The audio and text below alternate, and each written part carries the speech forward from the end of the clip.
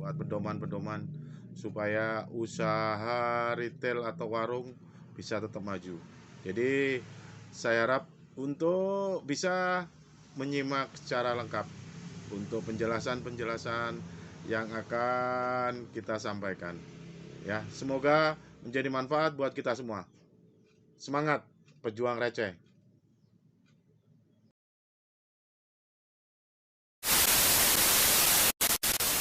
Ya. Jadi selamat untuk para pejuang-pejuang receh ya. Jadi supaya tetap semangat ya. Pada kesempatan ini ya, kita udah lama tidak membuat konten tentang motivasi-motivasi. Mudah-mudahan motivasi pada kali ini menjadi manfaat buat kita semua ya. Ini kita akan memberi suatu motivasi tentang gimana kita cara memulai usaha ya. Usaha dalam persembakoan ya, mau toko, mau warung ya. Jadi untuk memulainya hal-hal apa ya yang perlu disiapkan ya. Jadi untuk yang pertama yang perlu disiapkan adalah kita harus menentukan lokasi ya. Kita harus tahu bahwa lokasi yang sangat strategis adalah saat menunjang keramaian toko ya. Jadi pilihlah tempat-tempat yang sangat strategi ya. Jadi minimal ya penduduknya atau warganya banyak di situ. Jadi yang pertama adalah menentukan lokasi ya. Lokasi yang sangat strategis ya. Tapi itu juga bukan hal yang mutlak ya untuk kita memulai suatu usaha ya. Kalau memang adanya di gang kecil atau di depan rumah ya, itu juga sangat menguntungkan gitu ya. Jadi hal-hal ini ya bukan suatu keharusan, tapi kalau memang mencari tempat yang sangat strategis ya harus itu menjadi suatu pertimbangan buat kita ya. Jadi uh, untuk pesaingan-pesaingan ya, pesaingan-pesaingan dalam dunia retail sembako ini. Jadi lebih baik itu ya di rada di kampung-kampung ya, di dalam ya. Kalau kita agak di daerah perkotaan itu ya persaingan bisnisnya juga semakin tinggi karena banyak itu modern market yang akan bermunculan ya. Jadi kalau mencari lokasi ya sesuai dengan kemampuan ya. Kalau memang di tempat saudara itu yang di kampung itu cukup menjanjikan ya, karena istilahnya persaingan-persaingan dalam dunia perwarungan dari harga dan sebagainya itu tidak akan menjadi masalah ya. Makanya tetap harus istilahnya menentukan lokasi itu harus menjadi suatu prioritas ya. Dan yang kedua adalah dalam usaha sembako itu kalau di kampung kan banyak yang ngutang ya.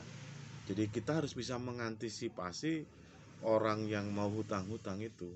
Jadi kita bukan melarang yang hutang, tapi kita batasin ya. Kita batasin. Jadi udah banyak contoh ya, para toko-toko sembako itu karena perputaran uangnya itu dia tidak sehat karena banyak di luar ya akan menjadi suatu masalah dengan sistem keuangan kita. Dengan banyaknya kita itu dihutang, ya perputaran akan menjadi mandek. Ya, itu adalah pinter-pinternya kita untuk bisa menyampaikan uh, kepada pelanggan-pelanggan kita supaya tidak menjadi suatu ketersinggungan. Itu.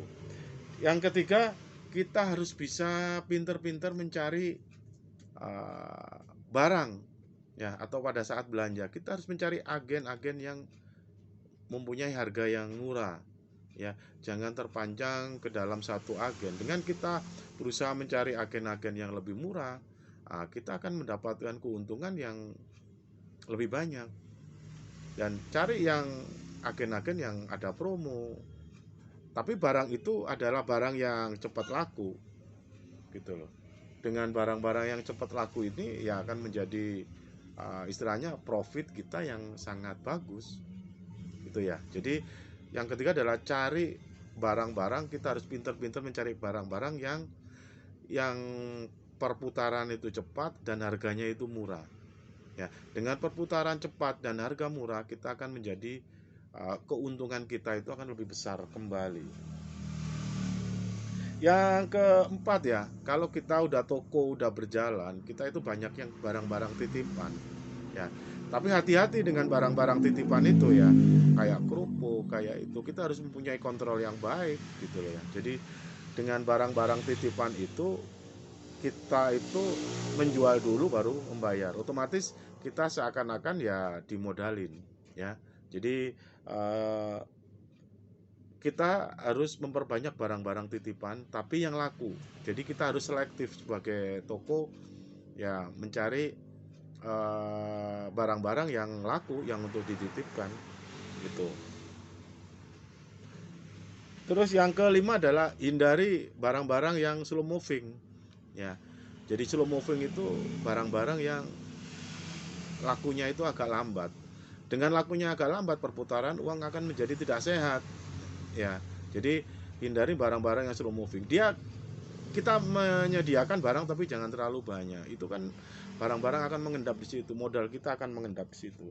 Dengan bahasa kita boleh mengomplitin barang, tapi kalau barang itu hanya temporer, sesekali yang dibutuhkan sama pelanggan, ya akan menjadi barang yang mengendap di tempat kita, gitu.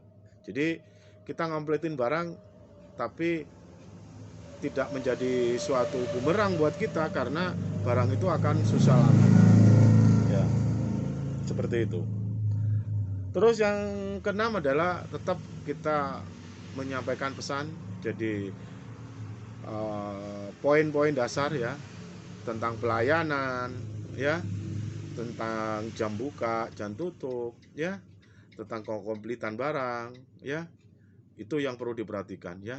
Jadi kita harus bisa mempunyai suatu pelayanan yang baik. Yang kita sampaikan adalah RSS, Ramah Sapa Senyum, ya itu. Oke, seperti itu. Semoga bermanfaat. Apa yang kita sampaikan akan menjadi inspirasi buat kita semua. Salam dekat, hemat, bersahabat. Salam SRC, salam UMKM bangkit untuk Indonesia. Saya akhiri. Assalamualaikum warahmatullahi wabarakatuh.